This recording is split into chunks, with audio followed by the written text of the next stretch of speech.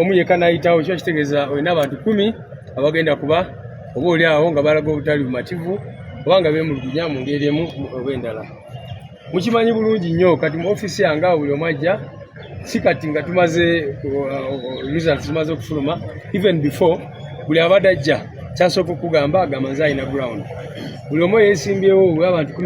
Yes, embeera bwekyo bwetambula ate nga okwemulugunya kungi nnyo okuli mu National Unity Platform kubanga ekibiina kye kisinga amaanyi ku ludda oluvuganya gavumenti era nga abantu bangi abadde bazze nga bettanidde nga baagala okufuna kaadi y'ekibiina kino bagende mu kalulu ka 2026 nga balina amaanyi g'abantu. Naye nga omukulu Secretary General Louis Rubongoya leero atavuddeyo n'awa endowooza yoba ekibiina kiki ekirowooza ku nsonga zino n'ebintu ebimu ebibuuzo abantu bye babadde beebuuza abawadde answers. Njagala owulize bulungi ensonga ze zaakuwa era naawe otegere gwali eyo ng'ogamba nti munnange omuntu wange bamumye kaadi oba ki kyekino ekituufu ekiri ku gurawundi. Kanayitawo ekyo kitegeeza olina abantu 10 abagenda kuba oba oli awo nga balaga obutali bumativu oba nga beemulugunya mu ngeri emu oba endala. Mukimanyi bulungi nnyo kati mu ofiisi yange awo buli omu ajja si kati nga tumaze results zimaze okufuluma, even before buli abadde ajja kyasooka okugamba agamba nze alina ground. Buli omu yeesimbyewo abantu 11 buli omu ajja kugamba nti alina ground ate ng'ekibiina kirina kufuna omuntu omu yekka. So njagala mutegeere context eyo nti abantu bonna baba tebasobola kufuna kaadi y'ekibiina mulundi gumu. Ensonga ze mwogeddeko ekisooka mukimanyi bulungi nnyo nti Electoral Commission oba akakiiko k'ebyokulonda kati disorganizinga nnyo nti plan yaffe twalina plan ennambulukufu naye baagenda nga bakyusa mu biseera ebya nominations. Mukimanyi babadde bakyusa roadmap buli kiseera era naffe nekitataganyamu mirimu gy'akakiiko kaffe. Naye n'ekirala bakandidates bangi nnyo babadde bangi nnyo naddala bano aba local governments. Kakati n'ensonga endala ate ereetedde ddala obuzibu kati nga wano mu Kampala ne mu bitundu by'e Wakiso n'awalala. Electoral Commission yakendeeza ebifo aweesimbwamu. Mukimanyi bulungi nnyo nti Electoral Commission mu kisanja kino tubadde tucomplaining ebbanga lyonna. Awaali bakansala 100 ogenda kwesanga kati bakansala bali 3. Bakendeeza omuwendo gw'abo abantu era ne bakwata ebitundu bingi nnyo electoral areas ne bazikombayininga. Kakati ekyo nakyo ne kireeta obuzibu. Kati mu ekyo kati ngoyo abadde abuuza lwaki osanga mu system candidate oba yasaba ekyawaggulu ngali wansi. Mu ekyo ne kireetera ne bakandidate abamu okwesanga tebamanyi electoral areas zaabwe. Bwe baali ba-applyinga ku form ne bateekako electoral areas enkyamu. Kakati n'osanga mu system yaffe ng'oli yali ayagala bwa LC3 naye n'awandiikako LC5 ebamuvetingira ku ekyo kye yawandiika mu system. Kyova olaba executive board oba olukiiko lwaffe olukwasaganya zino ensonga lwateekako akakiiko ako. Akakiiko ne tugamba nti akakiiko kagenda kuhandolinga strictly ensonga ezeekuusa ku errors oba ensobi eziri mu system era kyekali mu kubiringa nakyo. Lwaki tugamba nti akakiiko kano tekalina budde obuhandolinga opinion based obudde obwo obutaliwo. So kakati akakiiko kano omulimu gwako gusinga gwa kulaba ono bwagamba nti nali neesimbye wano ne bantwala eri kituufu oba si kituufu.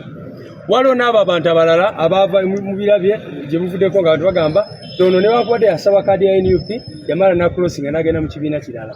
Kakati n'ebyo akakiiko kali mu bitunulamu. Abantu abamu baleese obujulizi obulaga nti ono omuntu yaleeta yasaba mu NUP naye yamala n'atya n'alowooza nti tasobola kufuna kaadi n'agenda mu kibiina ekirala. Kakati abo bonna automatically tugenda bajja mu system yaffe kubanga tosobola kubeera mu bibiina bibiri mulundi gumu. Bwe tufuna obujulizi nti bw'amala okusaba kaadi yaffe ate wagenda mu kibiina kirala tuba tetugenda kukuwa, tosobola kusigala ku lukalala lwaffe. Olunaku olwaliro nga bwe tubagambye tuli mu kukola kyonna kyonna ekisoboka okulaba nga tufulumya lists entongole era zisindikibwe mu kakiiko k'ebyokulonda returning officers ab'enjawulo bamalirize ensonga za nominations zonna. Abantu abali bweru nga bwogambye bajja kukkirizibwa bayingire mu kitebe, teri agaana muntu kuyingira mu kitebe. Leero kye tubadde tugambye nti complaints zaaweddeyo olunaku lwajjo. Lwaki? Kubanga bwe mbagambye obudde Electoral Commission bwe tuwadde okuwandiisa abantu butono nnyo. Nominations z'abaana abantu zitandika ku Wednesday ku Lwokusatu leero tu Monday. So akakiiko katudde kali mu kustadinga oba okwetegereza buli complaint yonna ereeteddwa. Tekasobola kuba nga kasitadinga ebyo ate nga complaints endala bwe zireetebwa. So yeeyo process egenda mu maaso. Waliwo allegations abatafunye bagamba nti bali abafunye ba NRM abamu naye njagala kutegeeza nti complaint eyo oli bw'aba nga agamba nti nze ndi member wa NUP kakati ng'alina kaadi ya NUP ekibiina kinakuba kitya tooki mu mutima gw'omuntu kigambe nti ono okusinziira ku ffe wa NRM okusinziira ku ffe wa biina ebirala baki so tuba twagala bujulizi oli bw'agamba nti yawaayo ssente ndoba baagulirira aleete obujulizi tuze tubagamba ebbanga lyonna bw'oba omanyi nti omuntu yagulirira yakola kyonna kyonna ekibaita okugulirira ayina okuleeta complaint ne handlingibwa era bw'oleeta obujulizi tuba tetwagala just ogyoyogere nga bwe nkugambye complaints ezisinga oli agenda gamba bano bagenda simanyi yagenda mu meeting ya Museveni biki netukubuuza leeta obujulizi bwebuli oba tebuliiwo so ensonga zitambula bwe zityo naye n'ekirala nze ng'omuntu ndi musanyufu nti system yaffe kati ku mulundi guno ate complaints ze twakafuna ezakajja ku kakiiko akateereddwako ntonoko okusinga ezajja ku mulundi guli ekitegeeza nti wabaddewo improvement era njagala basuubiza nti mu kusunsula ba MP ojja kwesanga kubanga waliwo betuyize kati betulina okukola ki okutereeza for example ensonga ya system yaffe okulaba nga abantu babakapitalinga mu bifo ebitundu mu bitundu ebituufu n'ebirala tujja kumeka sure ati ensonga tugikolako nnyonnyo ku mutendera oguddako ogw'aba MP omu yekka n'ayitawo kyo kitegeeza yes nga bw'owuliddeawo omukulu SG Secretary General Louis Lubongoya ate nga akunnyonnyola bulungi engeri gye bibadde bitambula era criteria ki gye bayiseemu okubanga bawa abantu abamu kaadi oba nga balala baba makaadi naye ng'ebintu byakugambye ebisooka nti okusingira ddala babaddeyo competition y'amaanyi nnyo mu kibiina ki National Unity Platform era nga buli omu kaadi eno agyettanira naye ate agambye nti ebizibu ebisinga bizze lwa Electoral Commission y'eggwanga Uganda ekulira omwami Justice Simon Byabakama yeesinze okuleeta akacyankalano mu kugaba kaadi ne mu kibiina kya National Unity Platform olw'okuba nti abamu kwegamba bakola applications eyo ku Electoral Commission nga tebibi ebitundu ebimu babijje ku maapu babijjeewo kwegamba areas mu bazigasse electoral areas bazigasse bakandidate abamu babasaze ewabadde bakansala tugeze nga 10 basigaddewo bakansala 3 kwegamba abantu nga tebabadde bakyalinamu kiri ekyemabega teba sensitizing abantu nga bakyusa ebintu bino so omuntu nga kolerawo era nakola brand ogenda okulaba nga ate applyinzeyo naye nga ate applyinze mu kitundu kirala oba kifo kyanjawulo si kyali yeegwanyiza kwegamba zizuza application ezibadde enkyamu era nga zirese n'emitawaana wano mu kusunsulamu kubanga bano EMC Electoral Management Committee ya National Unity Platform nga bakunnyonnyodde Secretary General nti babadde bagezako okutereeza ebintu bino naye nga tebagenda okulaba nga mulimu ensobi nnyingi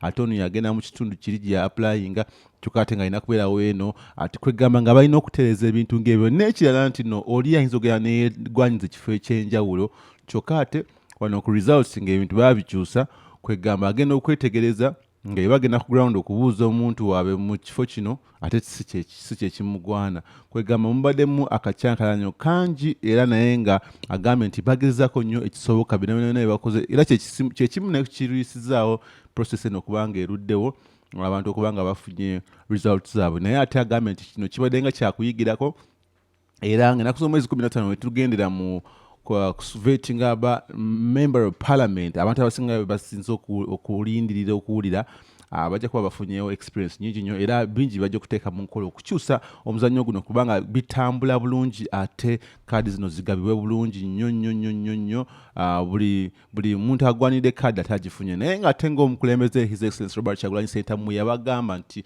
oyamiddwa kaadi munange ate tonyiiga tobufuula busungu wabula bukyali ba kibiina kyekimu simba eri munno emabega ate mukwatagane bulungi musobole okubanga mutambuza enjiri y'enkyukakyuka olw'ensonga nti ekikulu kya byonna si kufuna bifo wabula kukyusa ggwanga Uganda kubanga era naawe omulonzi ali eyo omukulembeze yenenena eyeeyagaliza yeekayeka oba ayagala okufuna ekifo oyo aba tagenda kukusaavinga aba tagenda kukuweereza era oba omaze ekiseera ky'okumuwa wabula oyo ayagala okuweereza kiba kitegeeza afa ku ssanyu lyo afa kubuweereza nti nawabanga si yakireeseewo naye ng'amanyi kino ekirowoozo kye kiteekeddwa mu nkola nga kiyise mu candidate omulala munne ow'ekibiina kye kyekimu aba musanyufu nnyo so embeera egenda mu maaso njagadde nkabayisizeewo kano right now naye nga updates nyingi nnyo naddala wiiki eno gye tutandise ebyobufuzi bitandise okutokotera ddala bya kassameme era twagala tumanye biggwera wa naye ng'ekiri mu nkambi ya PFF DF1 buli wamu